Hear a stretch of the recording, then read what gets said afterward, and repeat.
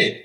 Well, welcome everybody to this live streaming of painting with Steph Littlebird Fogel. My name is Aaron Zettler-Mann. I'm the Watershed Science Department Director here at the South Yuba River Citizens League, and I'm very excited to have Steph Littlebird Fogel with us, who's the artist that did our wonderful art for the festival. Steph is an indigenous artist, writer, and maker hailing from the Portland, Oregon area, and really focuses on drawing connections between our collaborative past and kind of the imminent future. Fogel mixes her tribal traditions with contemporary materials and subject matter. I'm very excited to have her here to create a beautiful artwork that, like I said, appears on our 2021 official poster. Fogel graduated from the Pacific Northwest College of Art in Portland, Oregon in 2015, and her work has been featured in a lot of really interesting places, the United Nations. She was the artist in residence at the National Oceanic and Atmospheric Administration, NOAA. Her art has also been featured by the Environmental Protection Agency, the Oregon Bee Project, and the U.S. Postal Service. And what she's going to do today is we're going to have a live Q&A session, and she's also going to be painting live for us. And as a reminder that at the end, this painting, when completed, will be part of our live art auction. So welcome. Thank you for joining us. Thanks for having me. And maybe to kick it off here with, kick off the conversation, you talk a little bit perhaps about how your kind of indigenous roots have inspired some of the art that you've done and maybe some of these pieces? Yeah, so my indigenous heritage, I'm actually a registered member of the Grand Ronde Confederated Tribes of Oregon, and so there are over 30 tribes as a part of that confederation, and I am specifically Clatsop Chinook and Calipoyan. So those histories inform my work in many ways. And so a lot of my work revolves around being an indigenous person and indigenous culture, but much of my work outside of that is activist in nature, relates to environmentalism and how individuals can contribute to a better environment. And so a lot of the things that I like to do relate to connecting people with nature and the land and trying to remind them of their connection to it, because a lot of us, I think we're separate from it. So the work that I make is very much informed by the cultural beliefs that I have and then sharing them with other people. That's great. Thank you. And so I imagine that striving to try to draw attention to that connection also plays into your interest and desire to work in this sort of intersection of art and science. Absolutely. Yeah. I've been very lucky. I went to a pretty radical art school in Portland where many of the teachers were sort of experts in their own field outside of that. And so we had some really unique teachers, like one named Emily Bosanke, who used to work for NOAA, and then she came to work at the art school as a science teacher, and she started this program called the Art Science Initiative, and it's gone on to become a larger national program with the ACAD schools, but it initially started off at my school, and I was one of the very first artists to win a grant from them, essentially. And my first project working with NOAA was called Keep Salmon Off Drugs. And it was a public art campaign to educate people about how pharmaceuticals are getting into our watersheds and basically trying to get them to not flush them down the toilet. And so we created public education campaigns around that. And so it's this really cool thing where I get to do the thing that I do, which is make images and also make them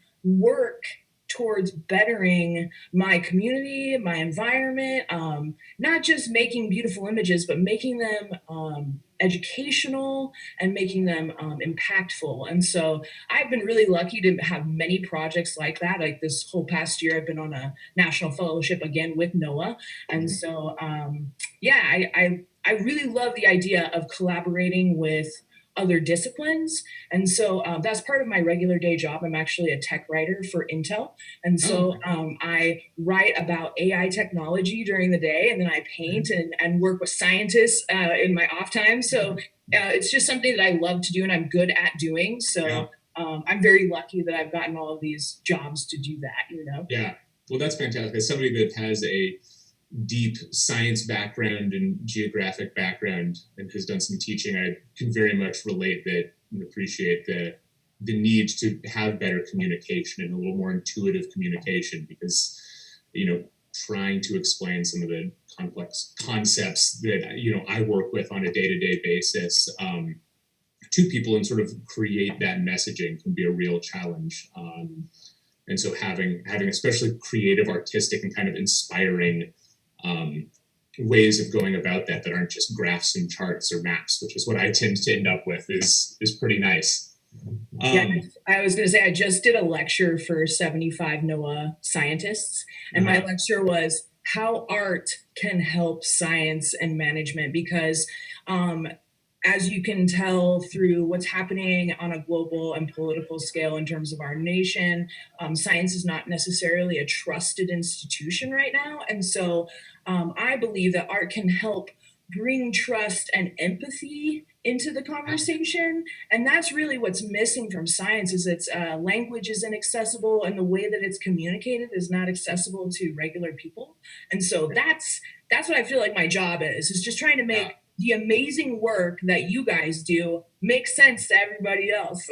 Yeah, and creating that empathy, from sort of the cold truth, if you will, of a graph or a chart, something like that, and kind of making it a little more human. And you can bring in the challenges and the pain and the uncomfortableness of whatever it is, whatever the topic, if it's climate change or something like that. You can bring that into an art and hold some of that a little more sacred and a little more, give that a little more power, and not just say, pharmaceuticals down the toilet are terrible and you're a bad person. We can, it's a little easier to have both of those in something like art. Yeah, it's easier to connect people's hearts. And that's really what's missing, is that people have to understand why they need to care. Why should they care?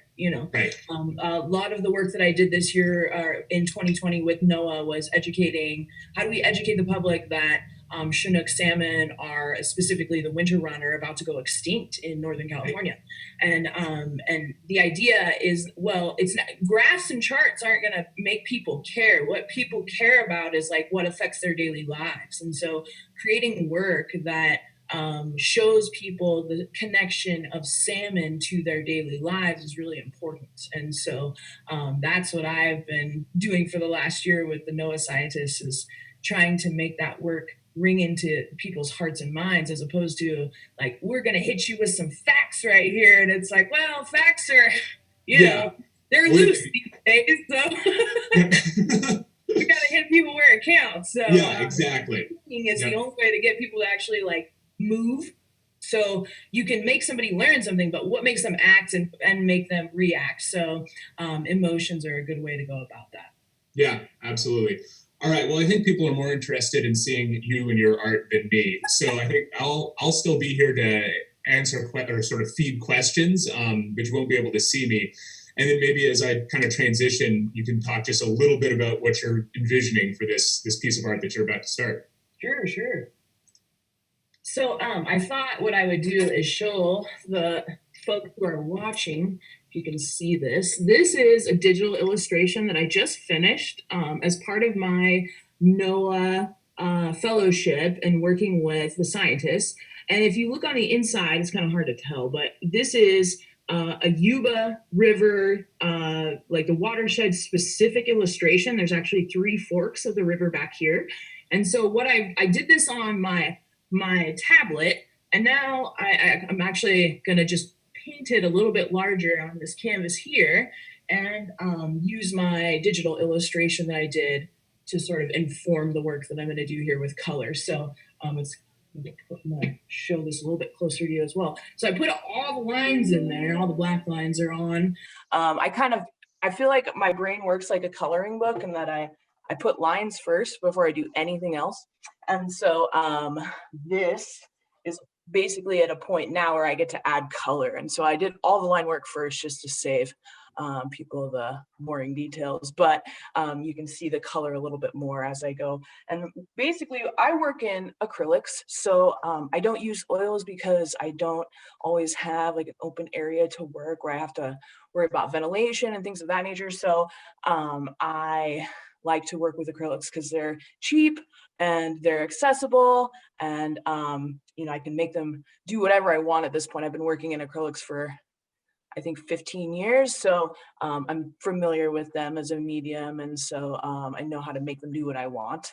And so what I'm going to start doing right now is I'm just going to start basically laying in some of my colors. And I use a very specific type of paint. It's a brand called Golden, and they're not endorsing me or anything like that, but they have, for me, been the most trusty. And I specifically work with liquid, like very fluid acrylics, not like maybe what most people would assume a heavy body acrylic, which kind of looks like toothpaste. I don't typically use that. And if I do, I will dilute it quite a bit because I prefer fluidity when I'm using my paints. And so most of my paints are very thin, like water.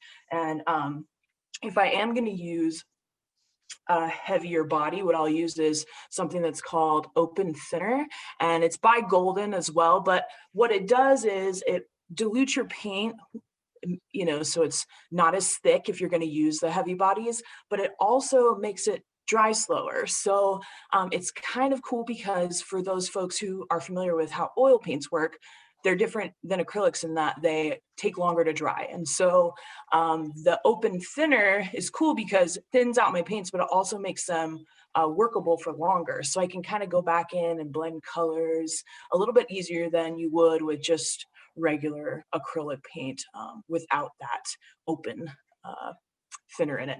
So anyway, I'm going to start by painting in my river. Already got some inspired people that are looking forward to seeing the finished product. Awesome. In the live chat. When we were chatting kind of before we started here, you mentioned that you'd sort of embraced this artistic gift a little later in life. I'm curious what that transition is as somebody that has never had a creative or at least artistic bone in his body. A good question. It sounds like there's still hope. I was going to say, I believe that everyone is creative, and sometimes you're creative in what you might think is a logical way, and that you can maybe move around numbers really creatively. But I say everyone has the ability to think critically, which is what creativity actually is. This painting is basically just thousands of decisions, right? Like there's intuition involved, but over time, I'm just making thousands of tiny little decisions. So I think anyone can be creative, but I grew up in a very small town, as I mentioned before, 500 people. And if you might not have guessed, being an artist in a small town was like questionable.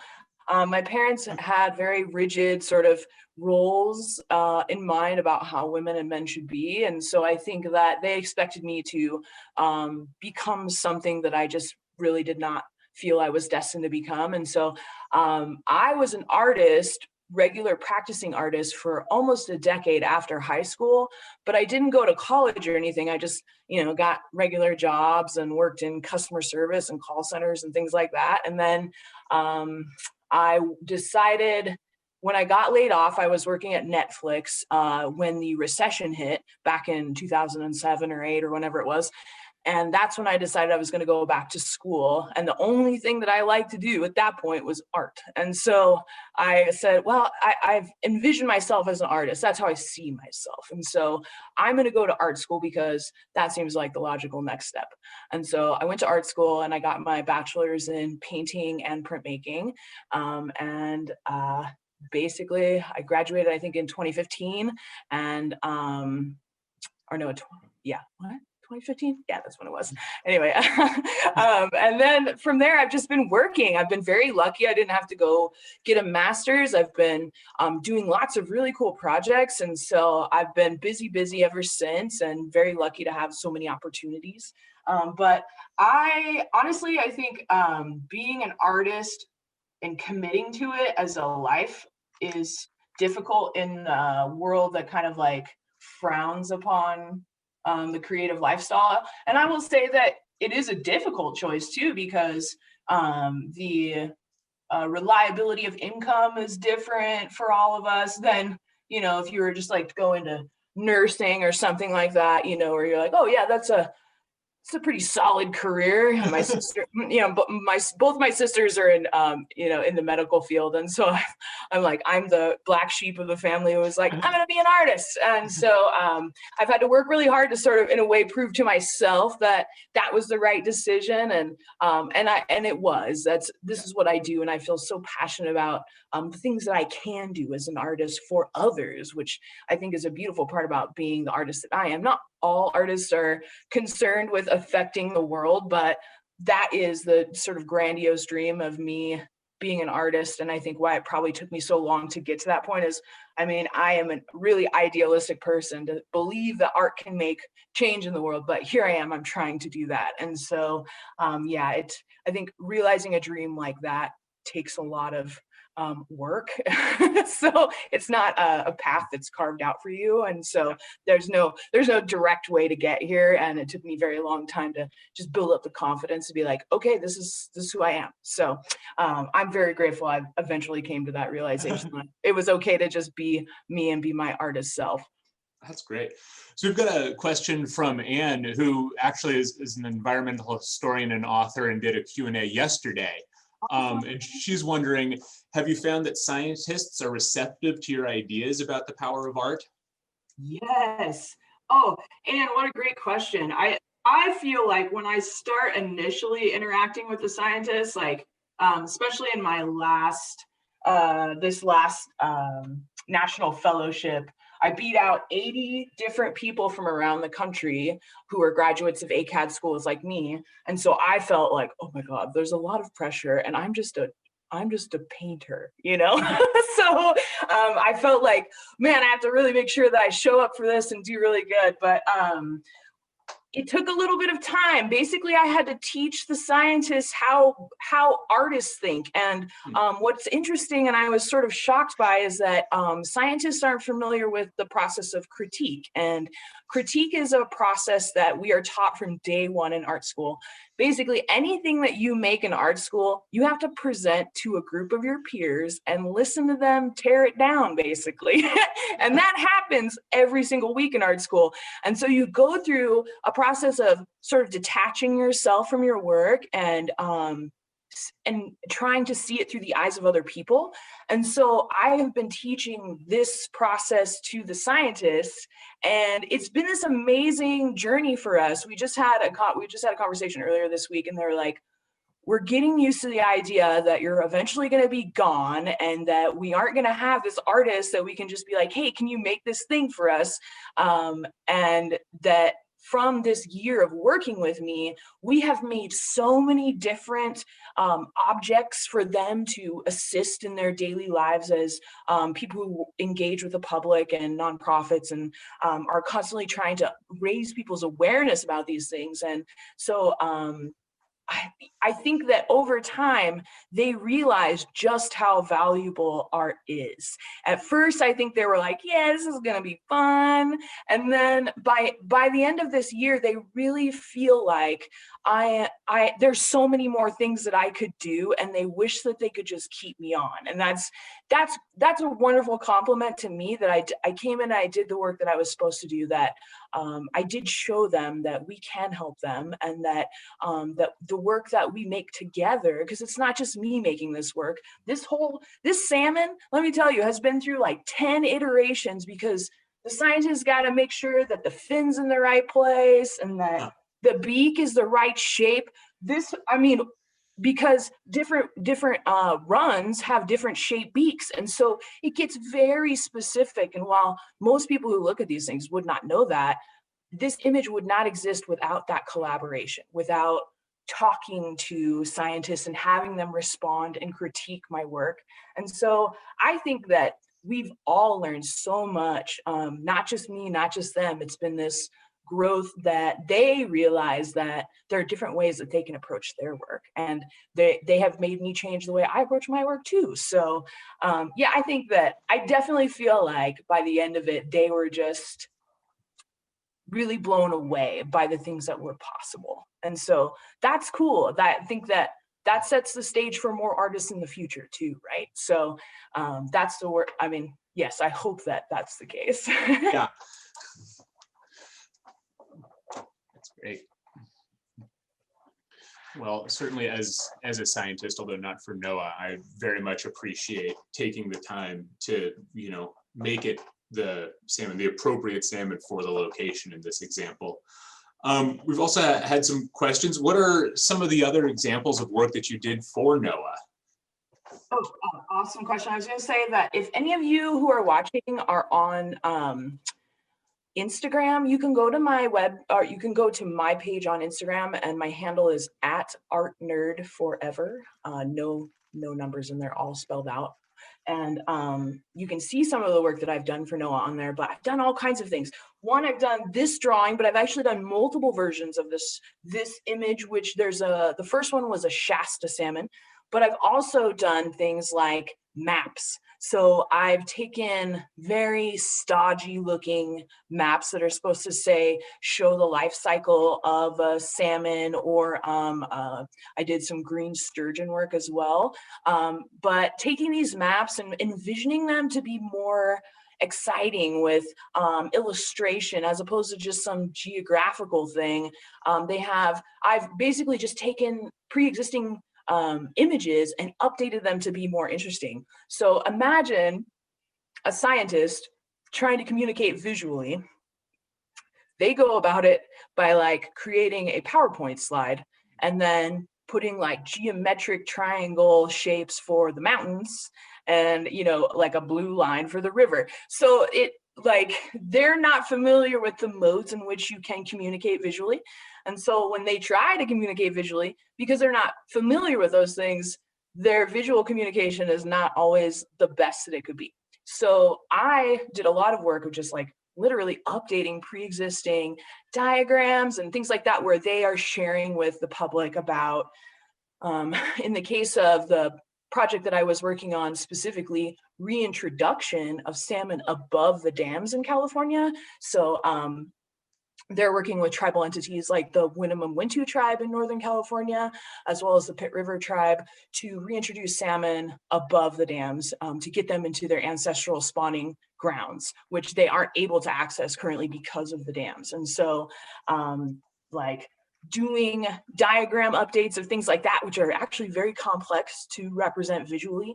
I also did logos for them. So I ran just a whole bunch of different things. And then hopefully eventually I'll get to do a mural in the spring. We're looking for a location in Northern California to do a mural of this salmon. So, you know, raise your hand if anybody knows where I could do that. But anyway, I'm looking for a place that I can do some public art. But yeah, so I've been very lucky that we've just done a bunch of different stuff, some really more technical stuff, and then some more fun stuff like this where, you know, it's salmon and landscape. It's very emotive and emotional, but also done some very direct like maps and logos. So That's great. Well, as somebody who does a lot of map making and enjoys it, I would say if there is an artistic creative side to me, it is when I start trying to make maps, and you know, from taking classes at the University of Oregon in the cartography lab, the infographics lab there, discovered what passes for artistic in my world. I'm excited to take a look at your, sounds like the Instagram handle and some of those other places to get some inspiration, because I've graduated from just all of the ArcMap default settings, which is a huge step in the scientific community and based on the maps and the products that I've seen. And so I'm excited to, take that next step and actually maybe start creating some of my own symbols and that kind of thing. you should. That's all. I'm like, you should do. Well, Can I watch you make maps? I would love to learn from an actual map maker. You know, it's like, I don't know the rules. I'm just like, I'm gonna draw it. If it looks cute, that's good enough for me. So Yep. Well, one of the things that we talked about was this idea of what's, what is the point of the map and how much information do you need to have, and kind of emphasizing what you need and de-emphasizing other things. And if you need to, move labels a little bit to tell a better story, that's totally okay.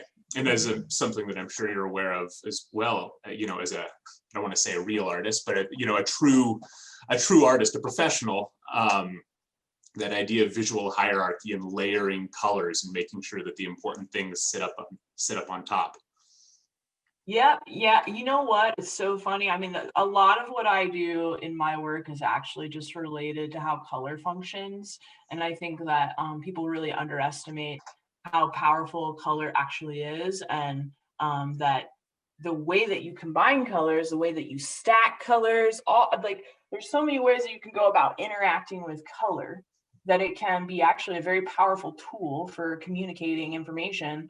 And it's very subtle, but it can be very powerful at the same time. I love color. Is like my favorite thing in the world, is just bright neon stuff, like, as bright as you can get it. Even when I'm doing something like this where the painting may not look like it has neon in it, it does. I use neon colors in all of my paintings, and they'll get mixed out with other colors, but that's what brings that vibrancy into my work, is that I love to use colors that other people are afraid of. Actually, when I was in art school, all of my professors were just constantly perplexed by my use of color, because a lot of the stuff that I do is in the neon range, or just fully saturated.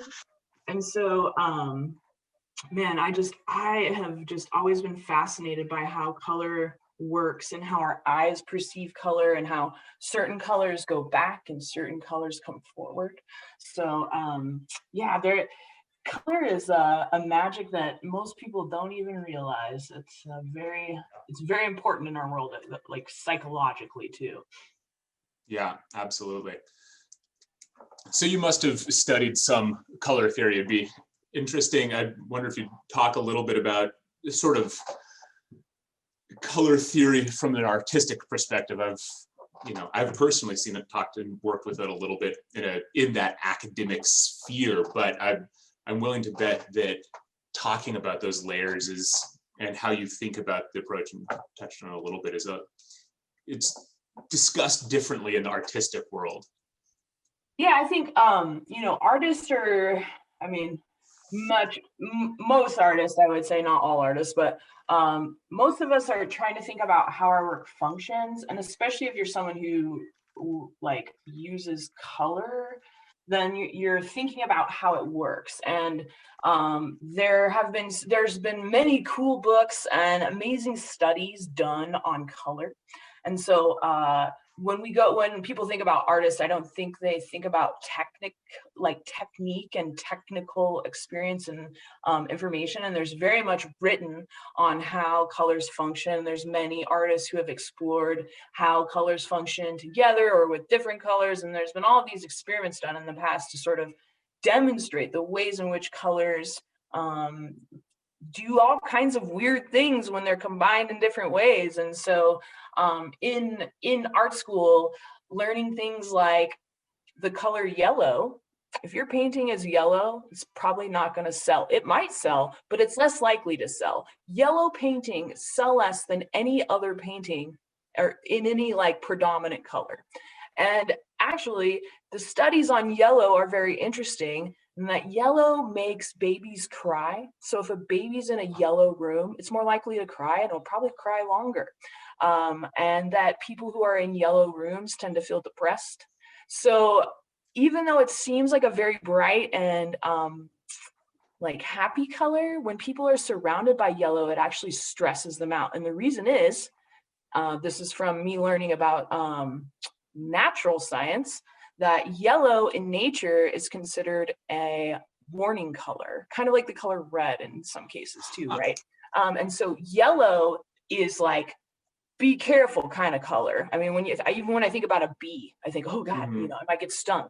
So the yellow color produces something psychologically that's like, kind of anxiety inducing essentially. So it makes sense as to why people probably won't buy that yellow painting that you made, So Huh, that's kind of funny. it's very strange, very strange. Even just the way that our eyes function in a painting is really interesting. Like when you go to look at a painting, if it has a human figure in it, your eye is immediately going to make eye contact with the figure first. So they've done all these studies on how people look at a painting, and their eyes immediately, whenever you're looking at a painting of another human being or even another creature, you're always going to look at their eyes first. So you make eye contact with it like it's another person almost. And so it's interesting to think about, well, if you know how people's brains function and what they like and what they don't like, you can actually make better informed decisions when you're creating art. And so I was trying to explain that to the scientists when I did my presentation a couple of weeks ago, is these things that you see in front of you, they didn't just happen. Right. They come from much iteration. They come from multiple tries essentially, and going back to the drawing board and teeny tiny little edits, because it's an informed creation, right? It's not just something that I made up out of my brain. So I was actually showing the scientists, I was like, here's a fish that I drew when I first started my NOAA fellowship, and it was a horrible fish. It didn't even look like a salmon. And then and then just a year later, my recognition of salmon anatomy is completely different, because I've spent so much time engaged with these scientists who are totally obsessed with salmon anatomy, right? But I would never have been good at that unless I had, sort of been able to interact with them. So you, as an artist, you just got to be open to picking up all the information that you can Yeah. from the world, because ultimately our art is about our audience. So if my work isn't functioning correctly with my audience, then I didn't do a very good job. So Yeah. Thank you. So another question that just came up. So when you're just kind of starting to work with a new group of scientists, and maybe the first question will be interested to hear about that process. You first sort of walk into a new office in NOAA, for example, but then also as maybe you're having those initial conversations, how do you start translating that to art? Are you like keying into certain words or phrases? Are you just looking at, what brings a sparkle to somebody's eye, and that's the subject that you focus on? great And I can question. re-ask those as well if you forget. Well, I think that honestly, whenever, like in the case of working with NOAA, both times that I applied for that opportunity, that was like the context was set by them. So they said, we have all of this work that we just did. We have this huge study that we just did on the watershed, and we found out there's a ton of pharmaceuticals in it, and we got to tell people about it, but we don't know how to tell people about it. And so part of the way that they engage the public was through creativity. And so it starts off as like, we need to tell people about this thing, but we don't really know how to tell people about this thing. And that's kind of where the conversation begins.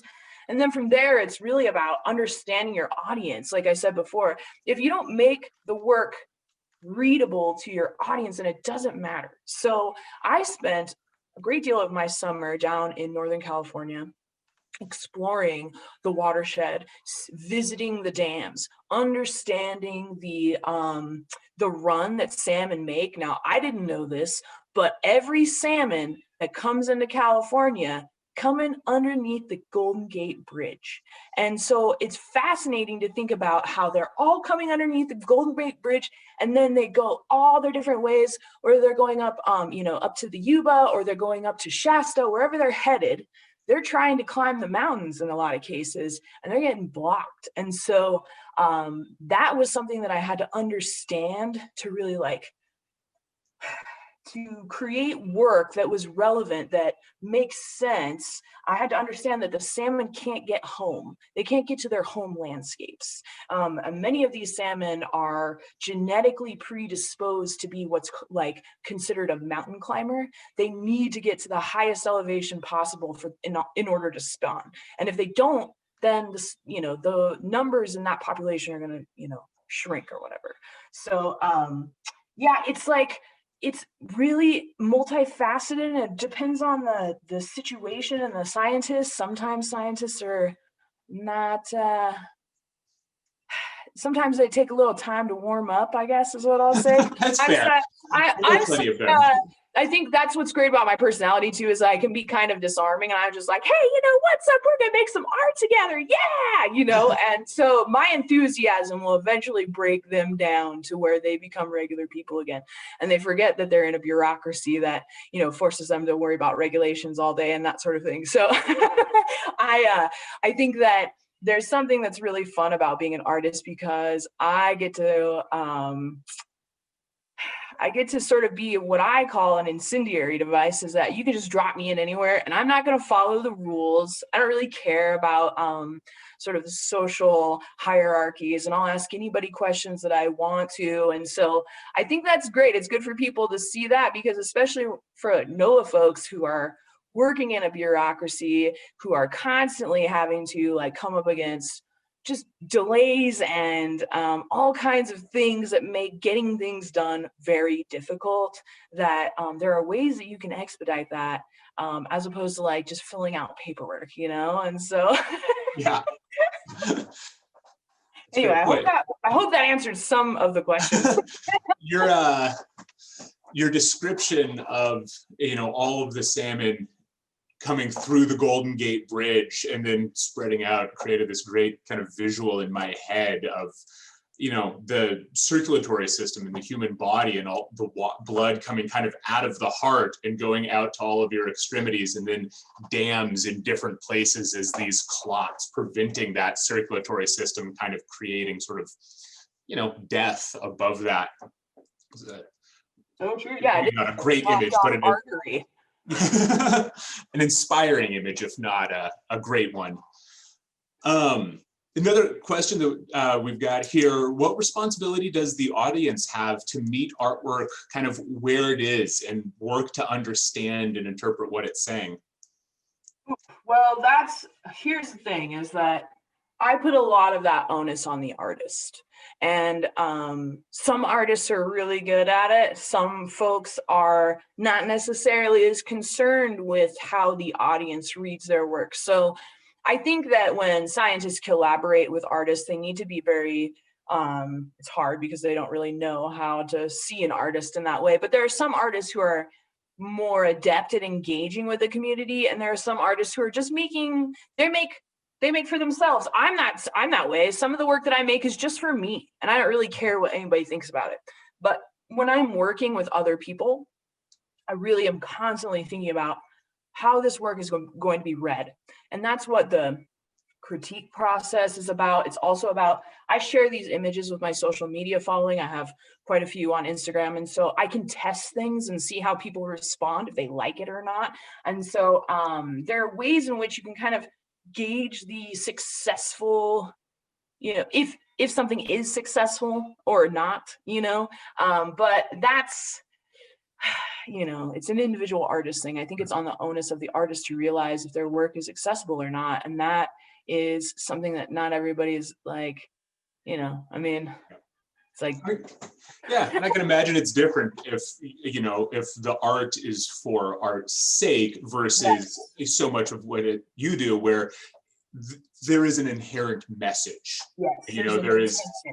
Yeah, the communication is central to the art versus other art where it's more of a creative black square. Yeah, exactly. It's up to you, whatever you want it to be. And that's sort of maybe the point with some of that is, it reflects you. Yeah. All art is valid. It's just that if you're going to make public work that's meant to be read by the public, then you must absolutely be testing your work and trying to figure out how people respond to it, showing it to other people, getting that feedback. What does this look like? Does this even look like the thing that I think it is? There's some times where I'll show something to somebody and they'll be like, oh yeah, that looks like a blah, blah, blah. And I'm like, what? I can't.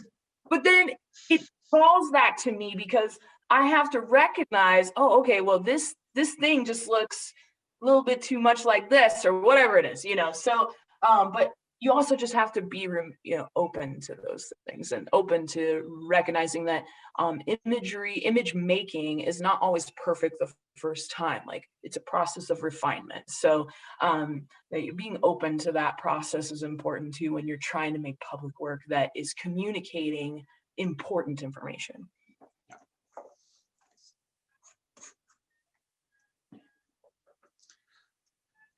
Take a minute here to remind folks that are watching that we will be auctioning this piece off that she's painting as part of the Wild and Scenic Film Festival art auction. So keep an eye out for that.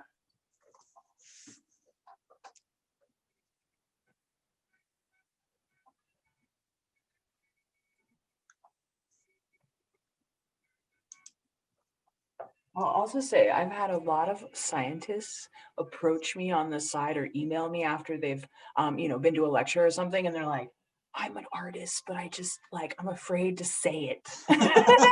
That's pretty funny. Do you Just claim it, you know? Have you followed up with any of them? Have you inspired anybody to come out of the art closet, perhaps? Yeah, so, okay, there's this one woman who approached me from a lecture that I did with NOAA, and she works, I can't remember where she works, but she works on this very specific, little sea creature that no one knows about. And so she was like, I've always wanted to do scientific illustrations. And so she just sent me a picture of something that she'd done that she hadn't shown anyone. And it was amazing. And I was like, what are you, what's stopping you? Because you obviously have the ability. So what is it? Is it just that you're afraid to claim that title of being an artist? And if so, just claim it, because anyone can be an artist. There's no boundaries to that. Anyone can pick up and become a creative. You don't have to go to school. You don't have to do any of those things. And so I think that that's part of my purpose in this world too, is to be like, you can be an artist too. And that I hope my work inspires other people to be creative too, because I think there's something that connects us to ourselves and our hearts and our spirit when we can be creative and bring things that were only in our minds out into the world. That's a very special thing. And so everyone can do that. It's something that we've been doing as humans for thousands and thousands of years. We've been writing on caves for 30,000 years. And, it's part of your human inheritance. So being a creative is not as mystical or magical as it sounds. This is just something that I got up and I did every single day for the last 15 years. It's just a practice, like being a softball player or something. It's just something that you dedicate yourself to. So another question came in. What's your favorite subject to paint? Oh, good question. I was just talking about this too, because I love to paint nature. Anything, but it's like, what does nature mean, really? Anything that's related to nature, whether it be landscapes or animals. I'm known for my totem work, and so I do really cool psychedelic tribal paintings of animals, and that's what people come to me for. And I actually just booked out my entire year on Friday for painting. So 2021 is completely closed for commissions because I'm painting all these animals for people. So I love to just paint anything that's related to nature, but my most favorite thing to paint is the female figure, and the idea of sort of exalting the indigenous female form, specifically because there's not a lot of portrayal of indigenous women, and the portrayals of us in media are usually very stereotypical or highly sexualized. And so part of my work as an artist is creating images for young women to aspire and be proud of themselves as indigenous girls. And so I really, all of my work is really around inspiring people and helping them see their own divinity and their own special, unique qualities, and then hopefully inspiring them to just wear that with pride. Really, honestly, I think that I grew up, as I mentioned in the very beginning, it took me a very long time to accept that this was who I am, because the world didn't want me to be that, and what I realized is that the longer that I denied that this was who I am, the longer it took me to just get to full fruition of my, sort of abundantly available talents. So I feel like if I can encourage people to see themselves more positively and see themselves as important in the world, then that's like my biggest purpose, I think, out of all the things that I do, is just trying to like make people believe in themselves a little bit more. So I do that through many different ways.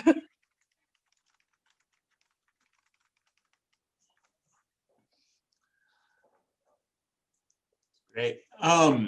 So another one that you kind of touched on, but I'll ask the full question. What kind of projects are your favorite to work on, and what made you say yes to the Wild Scenic's art request?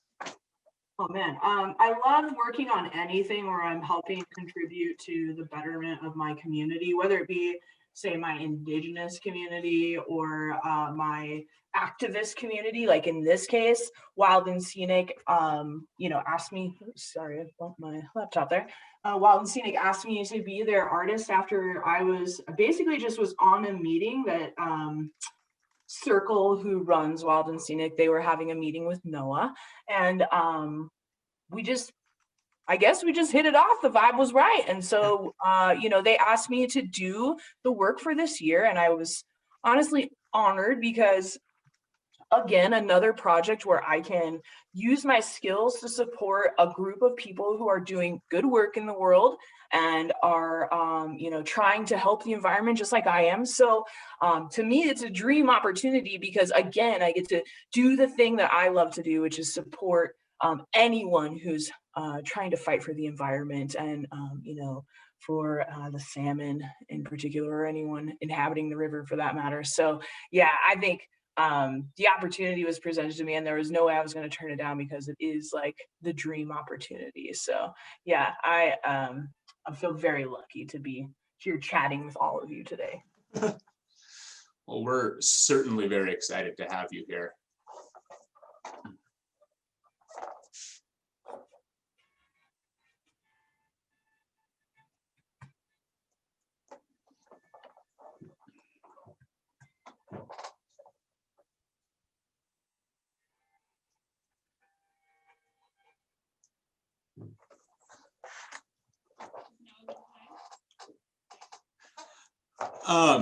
So as we're getting kind of close, unfortunately, to the end here, one of the other questions that was kind of a longer question that we had, when you are talking to scientists, you touched on the beginning with some of the NOAA stuff where there was very much a project in mind, a message that they really wanted to convey.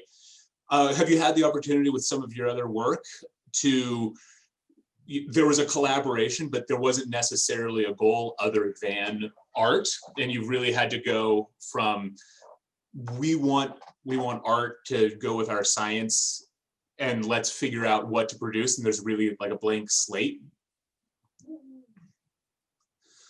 Have you had that experience, and how do you go from kind of just conversations to a product? Well, and I think the reason, like, I do something very specific. Other artists do other things. So I was just part of the picking for the next NOAA fellow for this next year. And I mean, there's so many different ways that you can go about it. And so it really depends on the artist, right? Because not every artist makes images. Some artists are like installation artists and they work with light and sound. So one of the artists who applied for that fellowship was light and sound installationist, and they make very like impactful visual public work, but it is more ephemeral or temporal in that it's not there forever, right? It's a projection, so it's probably going to be there for like a day or something. So it really depends on the purpose of the group that you're working with and what they're looking for is their end product. Like, are they wanting a big dramatic public event? Well, then they're probably going to go with an artist like that, right? Whereas if they're scientists, I think probably for me, might be the right pick because I'm a little bit more straightforward in that I do illustrations, and so they can see my work functioning already in the things that they do. Whereas like maybe when they see an artist that's doing something really like out,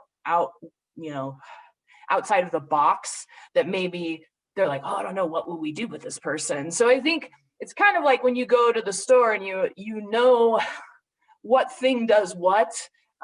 Each artist is extremely unique. When you're looking at an artist portfolio, no two portfolios are the same because every artist has different ways of going about things. And so a big part of that is whenever you're working with a group of people, they probably picked you based on what you do already anyway. And so they kind of have an idea of what they're getting themselves into. But you know, it's part of the navigation of projects. Each project is so unique, and each group of people that you work with is so unique. So it's really about, all artists, I think, are extremely dynamic people. And so we're always trying to adapt to one culture. That's what art is about, is sort of a reflection of what's happening in our contemporary lives, right? So anything that's made today is a reflection of the world that we live in today. Whereas you look at work that was made in the 50s or the 60s, it's very much a reflection of that world and the worldview that those artists held at the time. So yeah, I think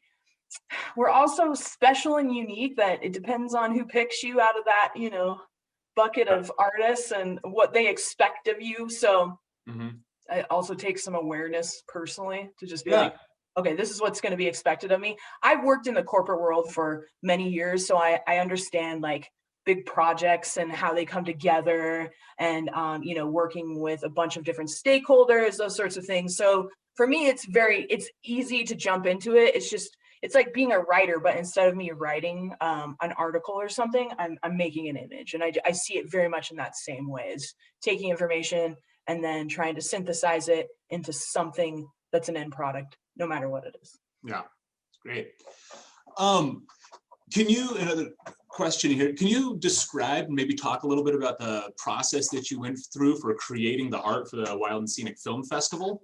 Oh yeah, that was awesome because I got to collaborate with Jess and Eric for multiple weeks. So we started off just by meeting and saying, okay, well, they had seen same thing where they saw my work, they knew what I did already, right? And they said, we really like these pieces that you've already made, and so we're looking for something that's kind of in this vein.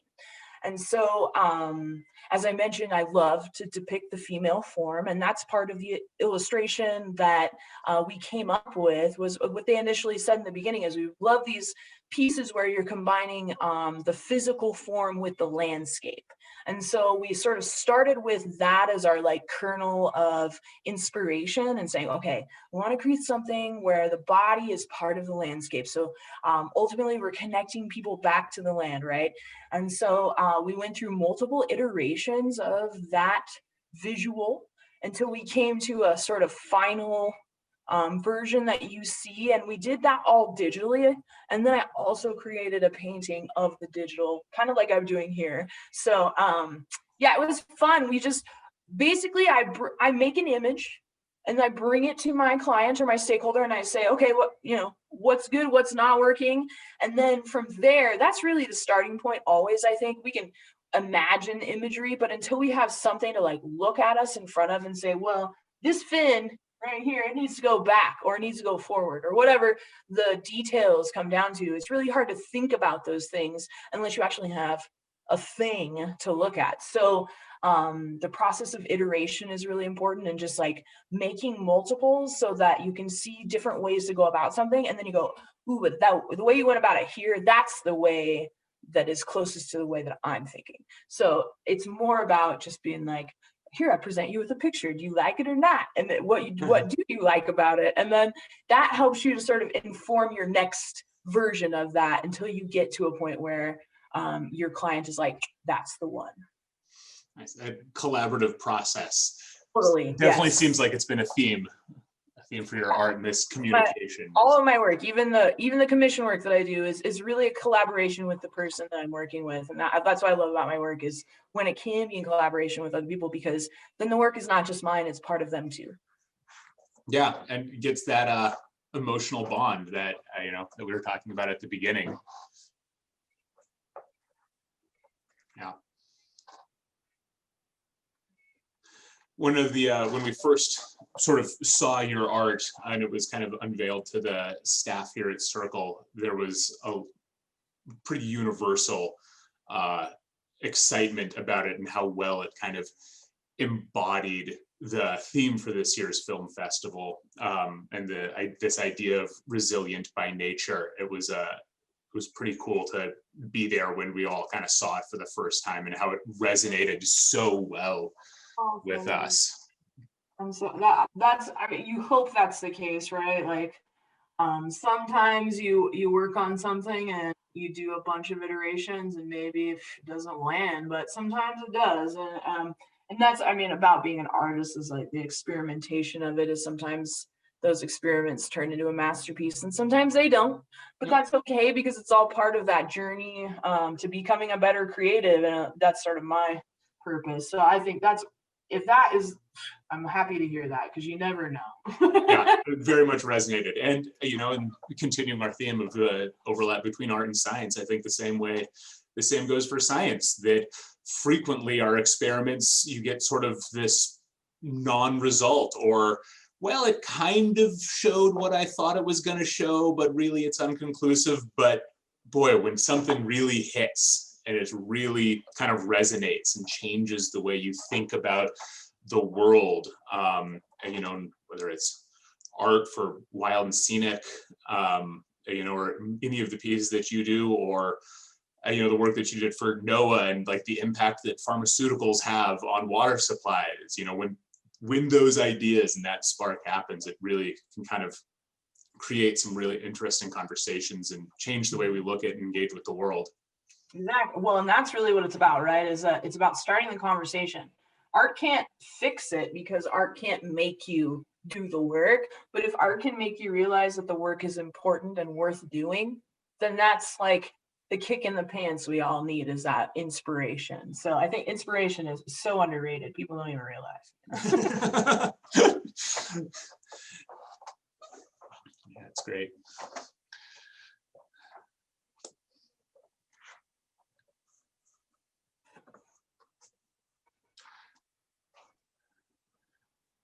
Well, I might jump back into everybody's video frame here as we start to unfortunately end. I feel like that was a really fast hour. It was a great conversation. Well, with just sort of a few minutes left, I'm quite happy to just watch you create. But want to open it up and see if there are any last minute questions from folks, or if you've got anything else that you want to talk about and kind of share with us about this process and the conversation that we've kind of had and started about this intersection between art and science and how to try to communicate important information in ways that resonate and feel a little bit more emotionally approachable than the academic world tends to allow. Yeah, I think that's, it's unfortunate, but there's a perceived distance between ourselves and the world around us. And there is this perceived separation that we have, which is more prevalent in non-indigenous cultures, I think. This idea that we are separate from the land, but in fact, we are very much interconnected and actually interdependent upon one another. And in indigenous culture, we see the land as our ancestor. We see the land as something that we are responsible for being stewards of. And so in a way that makes me very privileged because I see that connection. I know that connection personally.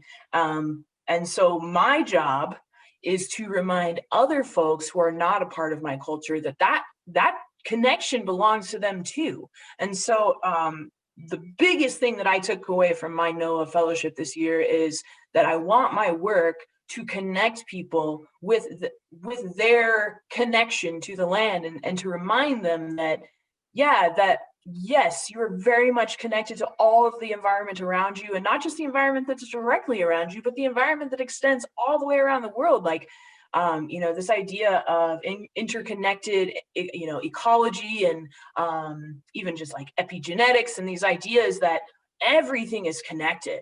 And so the first way that we can overcome some of the problems that we have in our world today, in terms of things going extinct and the ice caps melting, is really just to recognize that all of those things present imminent danger to us. Yeah. and that they're part of our own health, Right. as a culture and individually. And so, yeah, I think really just reminding people to stay connected to themselves and the earth is a huge part of the work I do. So it looks like it's 11. I don't want to keep yakking, but Yeah, well, thank everybody. Thank you all for watching, and thank you so much. This has been really enjoyable. And just as a final reminder, the art that she is working on right now will be available for auction here as part of the Wild and Scenic Film Fest. So keep an eye out for that. And thank you all for watching. Have an enjoyable rest of your day. Thanks, everybody. Bye.